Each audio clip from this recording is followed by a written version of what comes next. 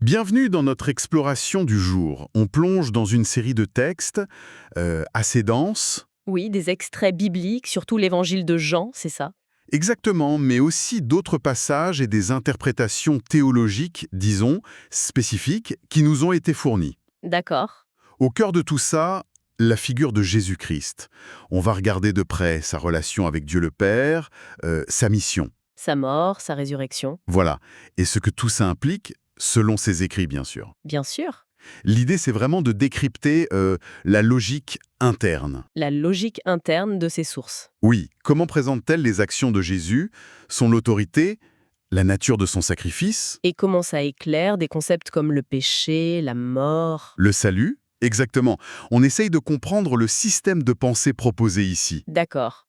Prêt? Allons-y? Allons-y. Alors, premier point qui saute aux yeux dans ces documents, c'est l'insistance absolue Oui, sur le fait que Jésus agit uniquement en accord avec la volonté du Père. c'est ça. On trouve des phrases comme «Le Fils ne peut rien faire de lui-même» Et sinon, ce qu'il voit faire au Père, oui. ou encore «Je ne cherche pas ma volonté, mais la volonté de celui qui m'a envoyé». C'est martelé, hein, dans Jean. Ah oui, c'est vraiment le pivot central de l'argumentation présentée, en fait. D'accord. Tout ce que Jésus fait ou dit, c'est présenté comme venant directement du Père, ou validé par lui. Que soient ses jugements, ses paroles. Exactement. Ou même le témoignage qu'il rend de lui-même, les sources soulignent que tout est aligné sur le Père. Il n'est pas là pour sa propre gloire, donc. Non, mais pour accomplir l'œuvre que le Père lui a confiée. Et ce qui est présenté comme fascinant, Oui. c'est que cet alignement total est vu comme la preuve de leur unité profonde. Celui qui m'a vu a vu le Père. Ah oui. C'est une interdépendance totale, quoi. Donc cette soumission parfaite, ce n'est pas juste une forme de passivité. Non, pas du tout, selon ces textes. Selon ces textes, c'est en fait la source même de son autorité, si je comprends bien la logique présentée. C'est ça. Parce qu'il obéit parfaitement au Père, jusqu'à accepter cette coupe difficile, Oui, Jean 18. eh bien, en retour, ses propres commandements envers la création sont légitimes et obéis. Exactement. Il incarne l'obéissance qu'il demande ensuite. C'est un peu l'exemple avant la règle, si on veut. D'accord. Sa légitimité à commander découle directement de sa propre soumission parfaite. Et les interprétations vont plus loin. Oui, elle suggère que sa résurrection est la preuve ultime qu'il a parfaitement gardé les commandements divins. C'est ce qui le rend apte à régner. Voilà, par ces mêmes commandements, et donc à hériter légitimement du trône, pour ainsi dire, aux yeux de la création. D'accord. Cette idée d'autorité nous amène tout droit à l'une des affirmations les plus étonnantes de ces textes. Ah oui, laquelle? Son pouvoir déclaré sur sa propre vie et sa propre mort. Il dit explicitement, selon Jean, « J'ai le pouvoir de donner ma vie », Et j'ai le pouvoir de la reprendre. C'est une affirmation très très forte. très forte, oui. Il précise bien que personne ne la lui prend, Non, mais qu'il la donne de lui-même en suivant un commandement reçu du Père. tout à fait. Comment ces sources interprètent-elles ce pouvoir spécifique alors? L'interprétation donnée est assez tranchée. Elle dit que même si des forces comme Satan Oui. ont joué un rôle dans les événements menant à la crucifixion, elles n'auraient eu aucun pouvoir sur Jésus s'ils n'avaient pas choisi de le permettre. Ah, d'accord. En vertu de cette autorité reçue du Père, attention, hein, Oui, ça ne dédouane en rien la responsabilité de ces forces selon ces textes. bien sûr. Mais Jésus utiliserait consciemment son autorité pour donner sa vie. Le texte grec utilise le mot psyché d'ailleurs. Psyché, oui, l'âme ou la vie. C'est ça, pour désigner ce qu'il donne, puis étant sans péché, il utiliserait cette même autorité pour la reprendre. C'est-à-dire ressuscité. Exactement. On voit ici une interaction constante entre la volonté du Père, le commandement, Et la volonté propre du Fils. oui, identifié comme la seconde personne de la Trinité dans ses sources, qui choisit activement d'obéir. Et les textes insistent lourdement là-dessus, la résurrection comme preuve ultime. Oui, De son absence de péché, le livre des Actes dit que Dieu l'a ressuscité parce qu'il n'était pas possible qu'il fût retenu par elle, la mort. c'est ça. Comment fonctionne cette logique exactement? Selon l'interprétation fournie, pourquoi la mort n'aurait pas pu le retenir? Alors la logique exposée, c'est la suivante. La mort elle-même, elle est vue comme une sorte de loi, Une loi. ou une structure si on préfère, mise en place par Dieu dans l'univers créé. D'accord. Selon cette structure, la mort n'a de prise que sur ceux qui ont péché. Le péché attire la mort, pour simplifier. Logique. Par conséquent, si Jésus était absolument sans péché, comme ces textes l'affirment, la mort n'avait structurellement pas de droit permanent sur lui. Il ne pouvait pas rester mort. Voilà, parce qu'il ne correspondait pas au profil de ce que la mort peut retenir définitivement. Sa nature, juste. Intrinsèquement juste. Oui, intrinsèquement juste le rendait insaisissable par la mort à long terme. D'accord. Et ça nous conduit à un concept central et franchement complexe, présenté dans ses écrits. La substitution. Exactement, la substitution.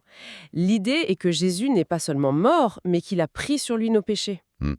En faisant cela, il aurait subi une conséquence terrible, l'abandon du Père. C'est ça, la première mort. Oui, c'est ce que les sources appellent la première mort. Il y a même un terme spécifique en coréen mentionné. Ah oui? Ilje samang. Ça semble insister sur cet aspect d'abandon divin comme étant le cœur de cette première mort. D'accord. Et ceux qui acceptent ce sacrifice? Ceux qui acceptent et reçoivent le pardon par son sang, ils échappent à cette première mort et, par conséquent, à ce qui est appelé la seconde mort. L'étang de feu. Voilà, décrite comme l'étang de feu, parfois désigné par Deje Saman. D'accord, la substitution. Mais pourquoi c'était nécessaire? Et même possible, selon cette logique? Si Jésus prend nos péchés, comment ça fonctionne? La source utilise une image assez parlante. Laquelle? Un criminel ne peut pas mourir à la place d'un autre criminel. J'imagine que ça veut dire que Oui, c'est exactement l'argument. si Jésus avait eu le moindre péché, sa mort n'aurait servi à rien pour les autres. Serait-ce qu'une seule faute, il serait mort pour ses propres péchés. Ah oui, logique. Son sacrifice n'aurait eu aucune valeur substitutive. Son sang, pour reprendre leur terminologie, aurait été impur. Incapable de purifier celui des autres. Voilà. Il aurait été lui-même sous le coup de la condamnation.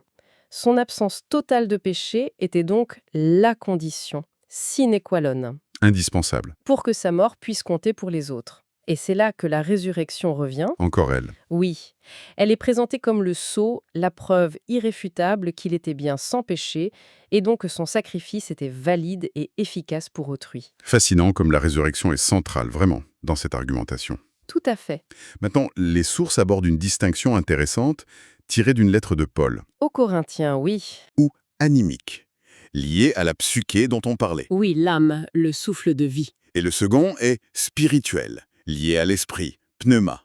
Adam est associé au premier type. Et Jésus, Le dernier Adam au second, décrit comme un esprit vivifiant. Quelle est la signification de cette distinction ici, dans ce contexte? Alors, les textes proposent une raison théologique assez spécifique. L'idée serait que Dieu a d'abord donné aux humains ce corps animique. Fait de poussière, Oui, la source mentionne le terme coréen hulk, terre ou poussière. comme une sorte de phase probatoire. Une phase de test. Pourquoi? Pour tester et prouver leur volonté avant de leur accorder potentiellement un corps spirituel. La justification donnée. Oui. C'est que même des êtres initialement spirituels, comme les anges, selon cette interprétation, ont chuté. Ah, d'accord. L'argument est alors le suivant. En prouvant qu'il est possible d'obéir aux commandements divins fondamentaux, aimer Dieu, aimer son prochain, Oui. même dans un corps terrestre décrit comme sujet à la convoitise, il y a un terme coréen utilisé yukcheui soyok, la convoitise de la chair, D'accord, pour souligner la difficulté. oui, et vivant sous une forme de malédiction terrestre, eh bien l'humanité, du moins ceux qui obéissent, démontrent la justice et la faisabilité des lois de Dieu. C'est impressionnant comme raisonnement. Et ce qui est vraiment frappant ici, c'est la portée cosmique que prend cette idée. Comment ça? La création d'Adam en tant qu'être terrestre, après la chute supposée de certains anges, ferait partie d'un plan divin préétabli. Préétabli. Oui, les sources affirment même que la croix, le terme coréen shipjaga, est utilisé, peut-être pour insister sur cet aspect prédestiné. La croix décidée avant la création. C'est ce qui est dit. Le but Valider la loi divine face aux accusations de Satan. qui dirait que les commandements sont impossibles à suivre. Exactement.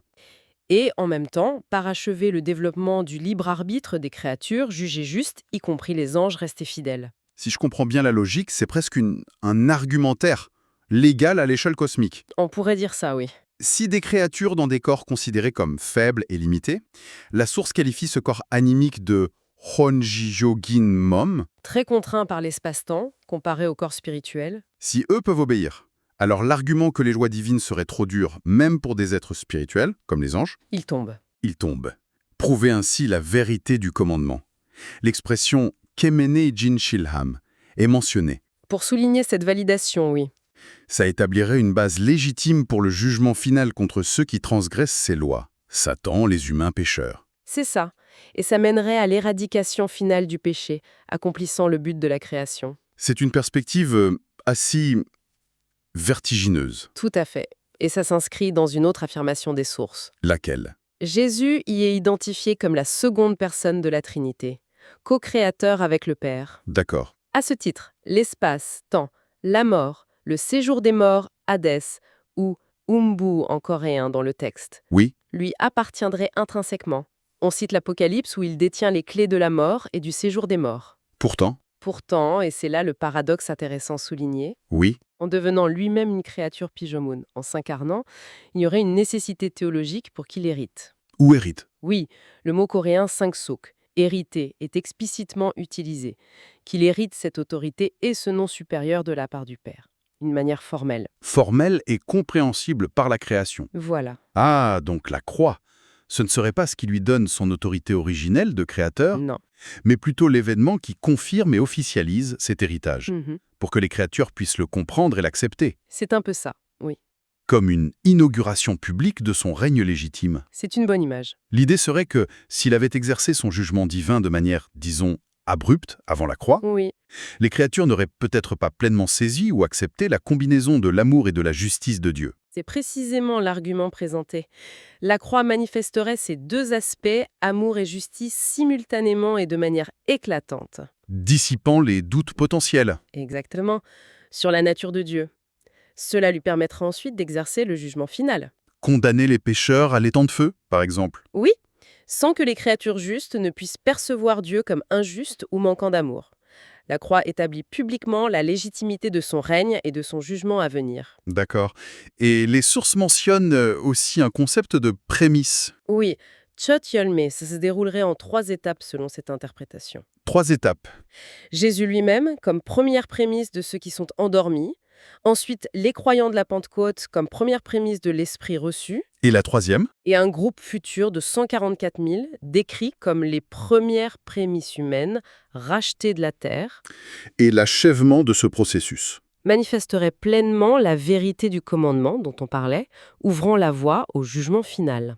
Revenons à l'instant sur ce concept de mort, parce que les sources semblent y apporter des nuances importantes. Oui, c'est assez technique. On a parlé de première mort et de seconde mort, mais même la première mort, elle a plusieurs facettes. Effectivement, la première mort engloberait 2 choses selon ces textes. Lesquelles?